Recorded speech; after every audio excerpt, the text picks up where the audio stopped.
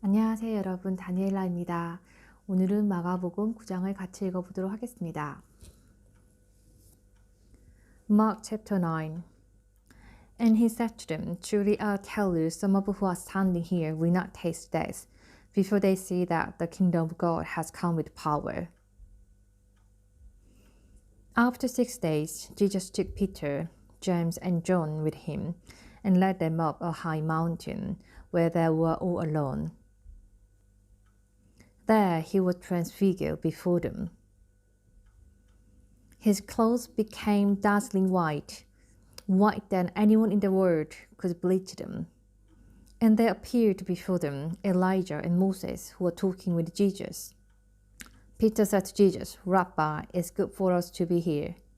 Let us put up 3 shelters, one for you, one for Moses, and one for Elijah. He did not know what to say. They were so frightened. Then a crowd appeared and covered them, and a voice came from the cloud. This is my son, whom I love. Listen to him. Suddenly, when they looked around, they no longer saw anyone with them except Jesus. As they were coming down the mountain, Jesus gave them orders not to tell anyone what they had seen until the Son of Man had risen from the dead. They kept the matter to themselves, discussing what rising from the dead meant. And they asked him, why do the teachers of the law say that Elijah must come first? Jesus replied, to be sure, Elijah does come first and restores all things. Why then is it written that the Son of Man must suffer much and be rejected? But I tell you, Elijah has come, and they have done to him everything they wished, just as it is written about him. When they came to the other disciples, they saw a large crowd around them, and the teachers of the law arguing with them. As soon as all the people saw Jesus, they were overwhelmed with wonder and ran to greet him. What are you arguing with them about? He asked. A man in the crowd answered, Teacher, I brought you my son, who is possessed by a spirit that has robbed him of speech. Whenever he seizes him, he throws him to the ground. He foams at the mouth, gnashes his teeth, and becomes rigid. I asked your disciple to drive out the spirit, but they could not. You unbelieving generation, Jesus replied. How long shall I stay with you? How long shall I put up with you? Bring the boy to me. So they brought him. When the spirit saw Jesus, it immediately threw the boy into convulsion. He fell to the ground and rolled around, foaming at the mouth. Jesus asked the boy's father, How long has he been like this?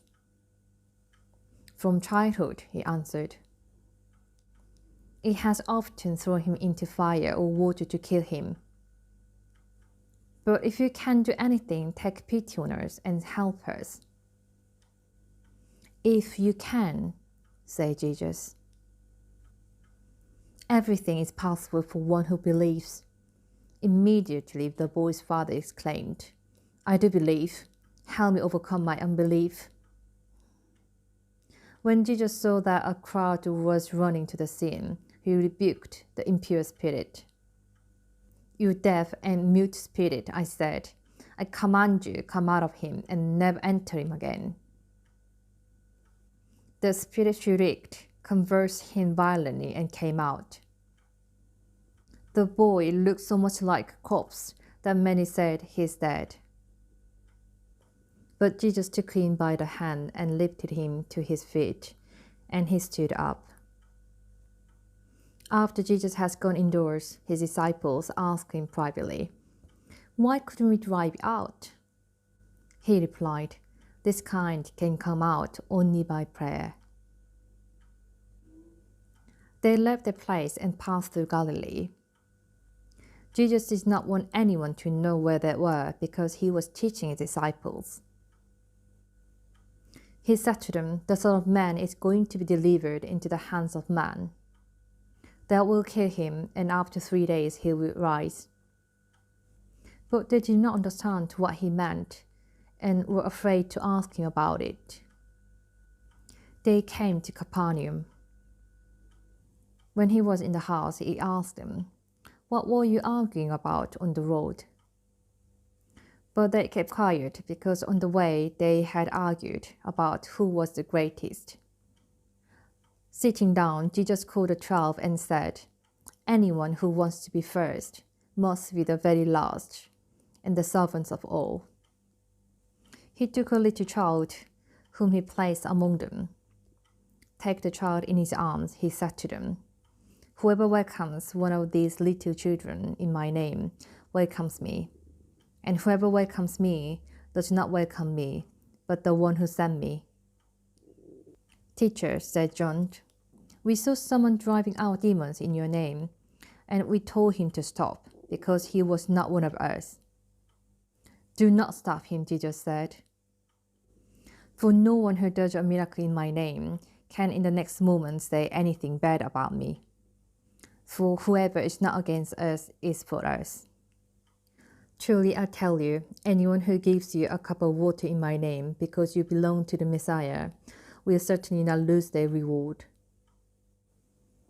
If anyone causes one of these little ones, those who believe in me, to stumble, it would be better for them if a large millstone were hung round their neck and they were thrown into the sea. If your hand causes you to stumble, cut it off. It is better for you to enter life maimed than with 2 hands to go into hell, where the fire never goes out. And if your foot causes you to stumble, cut it off. It is better for you to enter life crippled than to have 2 feet and be thrown into hell. And if your eye causes you to stumble, pluck it out. It is better for you to enter the kingdom of God with 1 eye than to have 2 eyes and be thrown into hell, where the worms that eat in them do not die, and the fire is not quenched. Everyone will be salted with fire. Salt is good, but if loses its saltiness, how can you make it salty again? Have salt among yourselves, and be at peace with each other. 아멘. 안녕하세요, 다니엘라입니다. 오늘은 마가복음 9장을 읽어보도록 하겠습니다. 마가복음 9장. 그러고서 예수님은 다시 말씀하셨다. 내가 분명히 말해둔다. 여기 서 있는 사람 가운데 죽기 전에 하나님의 나라가 권능으로 오는 것을 볼 사람도 있을 것이다. 엿새 후 예수님은 베드로와 야고보와 요한만을 데리고 높은 산으로 올라가셨다.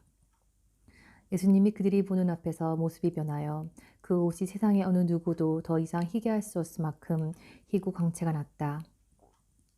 그리고 거기에 엘리야와 모세가 나타나 예수님과 함께 이야기하고 있었다. 이 광경을 본 베드로가 예수님께 선생님, 우리가 여기 있는 것이 좋겠습니다.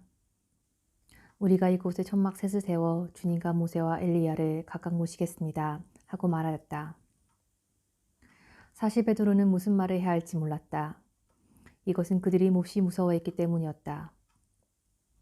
이때 구름이 그들을 덮고 구름 속에서 이 사람은 내가 사랑하는 내 아들이다. 너희는 그의 말을 들어라. 하는 음성이 들려왔다.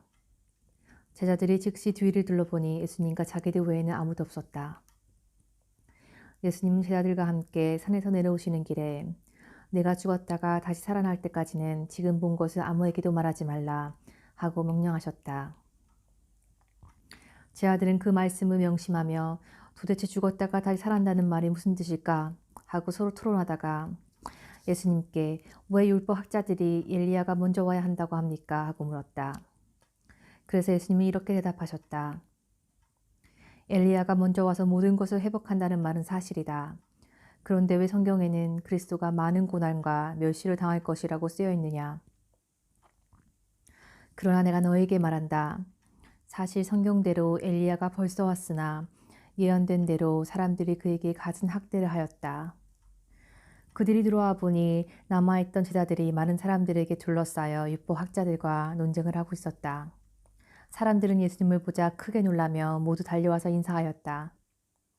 예수님이 그들에게 너희가 무슨 논쟁을 하고 있느냐 하고 묻자 군중 가운데 한 사람이 이렇게 대답하였다.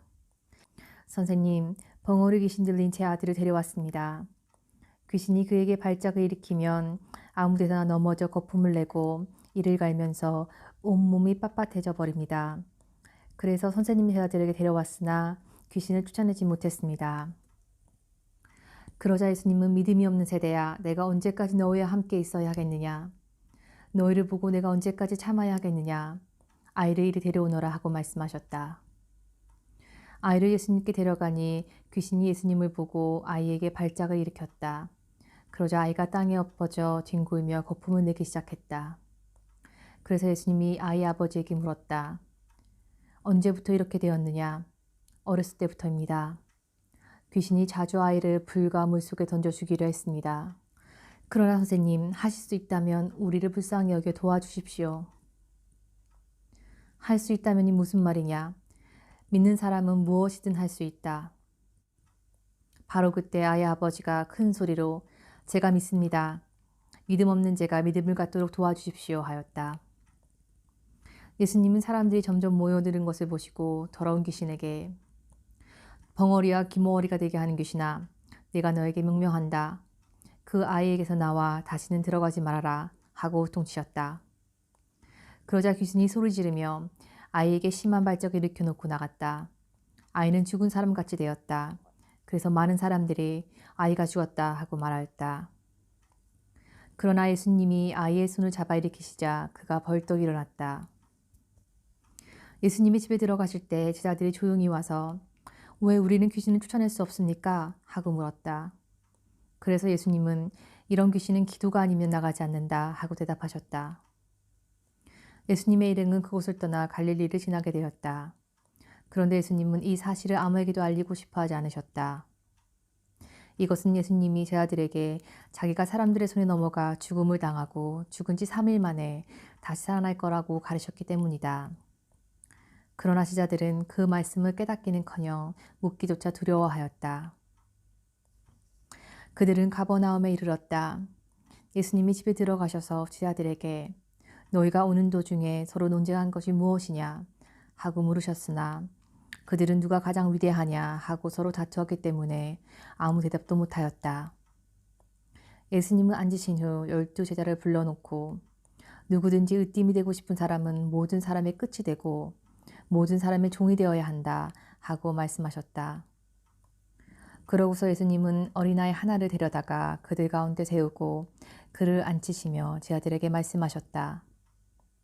누구든지 내 이름으로 이런 어린아이 하나를 영접하면 곧 나를 영접할 것이며 누구든지 나를 영접하면 나를 영접하는 것이 아니라 바로 나를 보내신 분을 영접하는 것이다.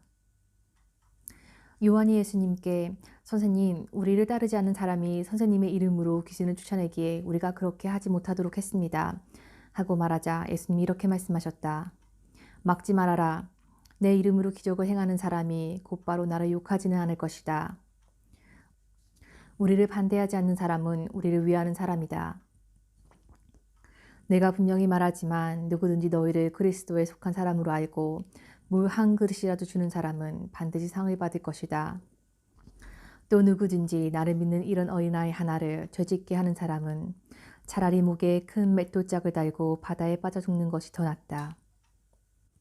내 손이 너를 죄짓게 하거든 잘라버려라. 두 손을 가지고 지옥에 꺼지지 않는 불에 들어가는 것보다는 불구자로 영원한 생명을 누리는 곳에 들어가는 것이 더 낫다. 내 발이 너를 죄짓게 하거든 잘라버려라. 두 발을 가지고 지옥에 들어가는 것보다는 절뚝발이로 영원한 생명을 누리는 하늘나라에 들어가는 것이 더 낫다. 내 눈이 너를 죄를 짓게 하거든 빼어버려라. 두 눈을 가지고 지옥에 들어가는 것보다는 외눈으로 하나님 나라에 들어가는 것이 더 낫다. 지옥에서는 구더기도 죽지 않고 불도 꺼지지 않는다. 재물이 소금으로 정결하게 되듯이 모든 사람은 불로 정결하게 되어야 한다. 소금은 좋은 것이지만 만일 소금이 그 맛을 잃으면 어떻게 다시 짜게 할 수 있겠느냐. 너희는 소금의 의존을 가지고 서로 화목하게 지내라. 아멘.